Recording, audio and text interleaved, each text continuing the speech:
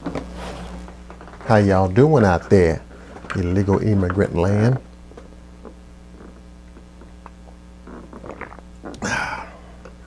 The illegal immigrants, or whoever, with their children, have figured out how to pull at our heartstrings to allow them in our country illegally, to put bigger division among Americans. I have two ways to really solve this, but first, I want to give you a couple of Bible verses they use to snatch at the heart of religious people. Then I'll give you two ways to solve this problem, and after that I'll explain the verse they used. Here's the verse they used to pull at your heartstrings. Matthew 25:35, 35. For I was an hungered, and you gave me meat. I was thirsty, and you gave me drink. I was a stranger, and you took me in.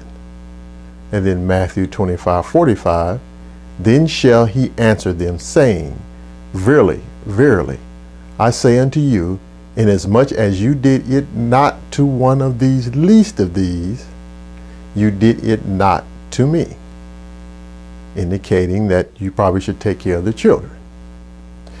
A cursory reading would suggest physical food. It is true if someone has great need, they cannot hear you without showing that you care. Helping them if they need food or clothing is a good thing.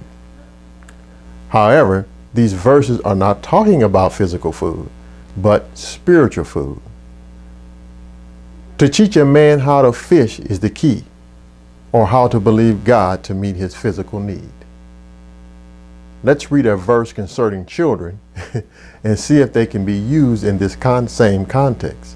My point is, we have to understand how these verses fit in context in order to practically apply the scriptures. We can't just pick verses out of the air.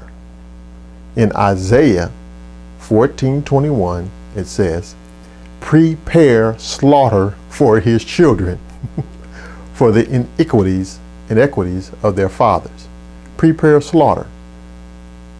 For what the father did, the children pay, because their father sent kids over illegally. Slaughter the kids? Can I use this verse? See? My point is, the sin is on the parents. It's not on the other people. The sin is on the parents. Look at Jeremiah 4:18. Jeremiah 4:18. Thy way and thy doings have procured these things unto thee. This is thy wickedness, because it is bitter, because it reacheth unto thine heart. People bring a lot of things on themselves and their own families. When you see these things, it's heart-wrenching. It's heart-wrenching. By the way, 10 countries continue to have cases of polio, and Pakistan, and Syria, and Cameroon have allowed their virus to spread outside their borders. This is another reason you must vet even legal immigrants. Does this happen with illegals? I think we the people together agree to some social programs for the good of all and to help get American people on their feet. Anything could happen. Remember, the government is supposed to be we the people.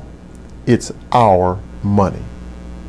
I don't think government has the godly right to just take American taxpayers' money and just do anything with it as they do. This brings me to one of the two ways to solve this problem with illegal immigrants. We can vote or personal resources. How about votes? Why can't we vote on some of these social programs? See if the people want to give our resources. Should the government take a % of our taxes to house illegal immigrants and their children, or raise the taxes a certain %? Should the government do that? What happened to stuff like the United Way or something like that, where people can give of their resources to fund illegal immigrants? Make people put their money where their mouth is. They can only do what the funds allow then.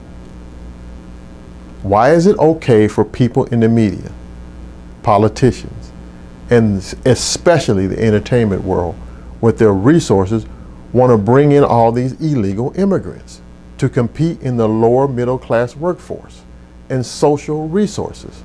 Why is this okay with them? Second part, personal resources. Let individual people take on the responsibility of illegal immigrants. Let them stay in their homes. Let them take on their legal responsibilities. Let their tiers do that. Quit crying and take them into your home.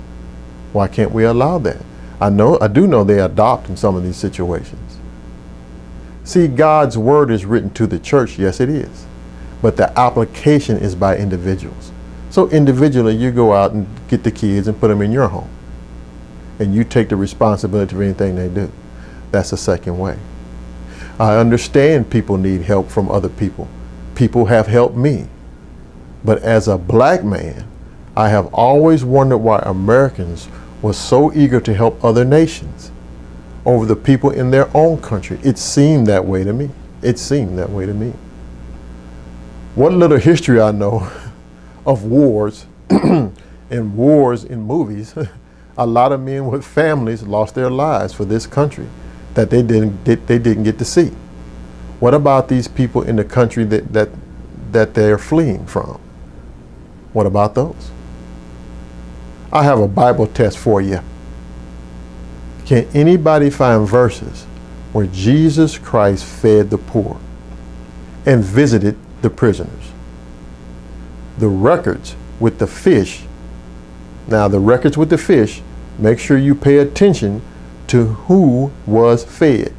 What was the class of people that were fed when Jesus Christ multiplied the fishes? Read those verses closely.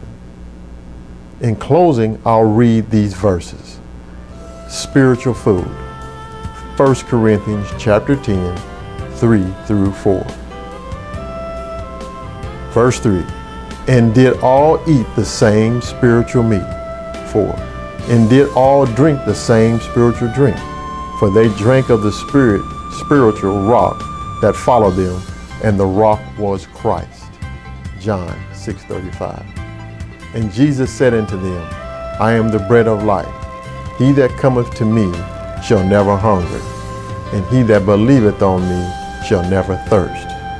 Ephesians 4:8. Wherefore he said, when he ascended up on high, he led captivity captive and gave gifts unto men. Prisons of the mind, captivity captive. He led captivity captive.